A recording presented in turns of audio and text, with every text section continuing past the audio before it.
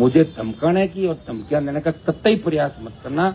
और यह भी ध्यान रखना, हनुमान बेनीवाल की तरफ देख भी लिया और सोच भी लिया तो तुम्हारे नेताओं को भी तैयार कर लेना उस मामले के अंदर। अब की बार जूत पड़ेंगे बराबर, ये ध्यान रखना है। तो भाइयों, हम किसी के खिलाफ नहीं, किसी जाति के खिलाफ नहीं, लेकिन कोई अगर डराने का प्रयास करेगा तो डरने वाले हम लोग नहीं है। ये लड़ाई सच्चाई के लिए हम लड़ रहे हैं। ऐसा ही भर्ती रद्द हो, आरपीएससी का पुनर्गठन हो, और ये छोटी मोटी बातें जो चलती रही है और छोटे मोटे नमक मिर्च मसाले नहीं अगर होंगे तो मजा कैसा आएगा। मजा भी साथ साथ चलना चाहिए।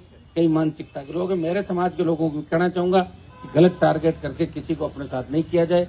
हमने तो धरने में सबका सम्मान किया, ना समझ बच्चे हैं, धरने से चले गए, क्या क्या बातें उन्होंने करी और बाहर जाके क्या क्या बातें करी, वापिस हम आना चाहते हैं, वापिस यहाँ कौन एंट्री कराएगा बताओ।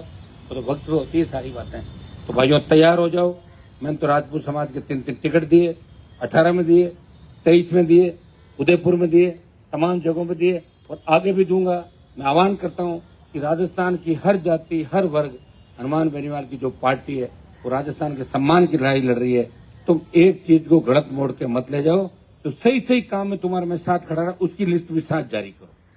हनुमान जी यहाँ काम आए और यहाँ बयान दिया और उसमें मैंने महाराणा प्रताप और महाराज सूरजमल जी दोनों का नाम लिया, तो 2 के लूंगा। और मैंने कोई नाम लेने का ठेका ले रखा है क्या? पहले तो ये बताओ, मुझे किसी ठेका दिया क्या कि भैया नाम आप पढ़ोगे? दिन के बाद ठेका वो बोलते रहेंगे, बाकी कुछ नाम तुम भी तो लो, नहीं तुम किसका लोगे फिर नाम? सारे अगर मैं ले दूंगा तो तुम क्या करोगे? कुछ नाम तुम लो, कुछ जो वीर थे मजबूत उनके नाम मैंने ले लिए और कुछ बचे हैं। मेरा मूड सही होगा तो अगली बार और ले लूंगा, और नहीं होगा तो फिर नहीं लूंगा, दिमाग से भी निकाल लेना। तो बहुत बहुत आपको धन्यवाद। सीकर चूरू के मेरे नौजवानों को धन्यवाद कि आपने मजबूती के साथ इस आंदोलन के अंदर आए। और अब अलग अलग जिले वाइज हम लोग बात भी करेंगे और बात करने के बाद फिर 25 की जो हमारी रणनीति है उसके अंदर ये लड़ाई आर पार की लड़ाई, इसको सोच लेना। कहीं ऐसा नहीं हो कि टीवी पे देखो और सोशल मीडिया पे देखो और यहाँ मुझे कमजोर कर दो, ये कभी मत करना। ये अंतिम लड़ाई है। अगर खुश हो गए खुश, फिर मुझे मत कहना हनुमान जी नहीं लड़े। वो एक दिन जो 25 का है, जिस तरह एक दिन तुम घूमने के लिए आते हो, टहलने के लिए आते हो, मैच देखने के लिए आते हो, उसी तरह एक दिन राजस्थान के सम्मान के लिए खुद को आना पड़ेगा। मैं किसी जिला मुख्यालय पे आपको संबोधित करने नहीं जाऊंगा, आपको अपने आप आना है।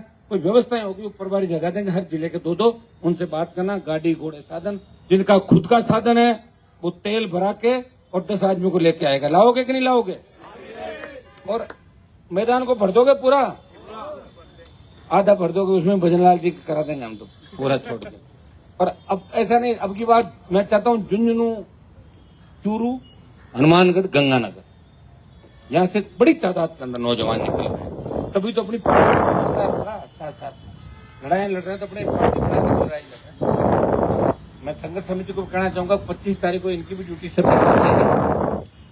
राजधानी के अंदर 4 लाख स्टूडेंट है, उनके बीच हम जाएंगे और उनके बीच जाके और उनको भी अपन लाने का प्रयास करेंगे। सब लोग यहाँ मिलजुल के आए और रैली को ऐतिहासिक बनाए। निश्चित रूप से तेजाजी महाराज के आशीर्वाद से जीत आपकी होगी और निश्चित रूप से जीत होगी। आप निश्चिंत रहें।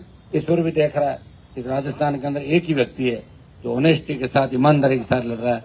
बाकी तो राजस्थान को लूटने के लिए लड़ रहे हैं, पदों के लिए लड़ रहे हैं, थूक के काटते हैं। दिन में कुछ कहते हैं, दोपहर को कुछ कहते हैं, रात होती है उनके बयान बदल जाते हैं। मेरा बयान नहीं बदलता और मैं ऐसा व्यक्ति हूँ जिनसे लड़ा हूँ, उनसे राम राम भी नहीं करी जिंदगी के अंदर। 8 में वसुंधरा जी को देखा, उसके बाद 25 में एयरपोर्ट भी देखा, खड़ी थी, मैं आया तो मैंने कहा मैडम की यही स्थिति हो गई, बताओ आप देखो किस तरह खड़ी है 15 लोगों को लेके। तो ये पोजीशन साहब किसी को अटेंड करना है क्या स्थिति बताओ? मैं तो कहा था और जो कहा कर दिखाया कि वसुंधरा जी नहीं आएगी। अब भजनलाल आ गया तो मेरे हाथ में थोड़ी, मेरी सीटें अगर 15 आ जाती फिर कोई मुझे पूछता कि किसको सीएम बनाना है, कम ज्यादा पड़ते तो तुम्हारे हिसाब से बना देता सीएम। सीटें नहीं ना मेरे भाई। अब तो कैसे लड़ रहा हूँ मेरा जी जानता है। लोग एक बात तो लिखते ही लिखते हैं कि खींवसर में भी हार गए। हारा कैसे तुम भी जानते हो, ना समझी की वजह से हार गया। बूढ़े लोग हैं, इतने समझदार नहीं, जल्दी जोश में आ गए, डीजे बजा लिए, सोच रहे बजे आ गए, धरती पे कब्जा कर लिया। वहीं डोलते रहे, डोलते डोलते वहीं ले जाके वापिस टिका दिया। जहां से आए वहीं रह गए। अब तो पश्चाताप होता होगा। समय निकलने के बाद पश्चाताप से कोई फायदा नहीं, समय पे साथ देना जरूरी होता है। और अब की बार आप निश्चिंत रहें, इस आंदोलन के बाद जल्दी अपने कार्यकारिणी का गठन करके और तुम सबको अपने अपने इलाकों में भेज देंगे। बस कभी कभी तुमसे मिला करूंगा महीने 2 महीने में, बाकी तुम्हें अधिकार खूब सारे देंगे कि लोगों को जोड़ो, शेड्यूल कास्ट, अल्पसंख्यक, ओबीसी, दूसरे हमारे भाई, हर वर्ग, हर समाज जो अच्छे लोग हैं उनको जोड़ के राजस्थान की सत्ता पर कब्जा करो, और सत्ता पर कब्जा कर लोगे नहीं तो कोई पेपर आउट होगा। और ये कोई बड़ा ऋण नहीं राजस्थान के, जो किसान का कर्जा एक झटके में माफ कर दो, दूसरी ओर कहीं से ले लो, आप घना ही पैसा मिल जाएगा।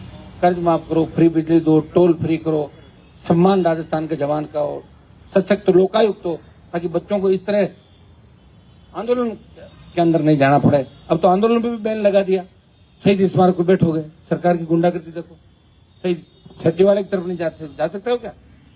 यही दोगे आंदोलन। 3 स्टेडियम तुम्हें दे दिए, अमृतों का बाग नहीं देना। तो धीरे धीरे सरकार ये भी कर देगी कि आंदोलन बंद कर दो। क्या कर लोगे? इंदिरा गांधी ने इमरजेंसी लगा के इतने जूते मारे, कुंवारों की नसबंदी कर दी थी उस समय, पता है तुम्हें? अरे ऐसा हमारी शादी को बोले पकड़ो इसको, कर दो नसबंदी। नहीं हो रहे बच्चे बेचारों का, भी बुढ़े हो गए, बुढ़ों की करती तो। और ये अघोषित इमरजेंसी देश में चल रही है, मोदी और अमित शाह भी लोगों की नसबंदी ही करने में लगे हुए, ये भी आप देख।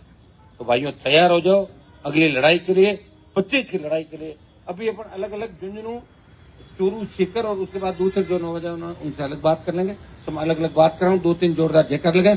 ऐसा ही भर्ती रद्द करो, आरपीएससी भंग करो, ऐसा ही भर्ती रद्द करो, आरपीएससी भंग करो।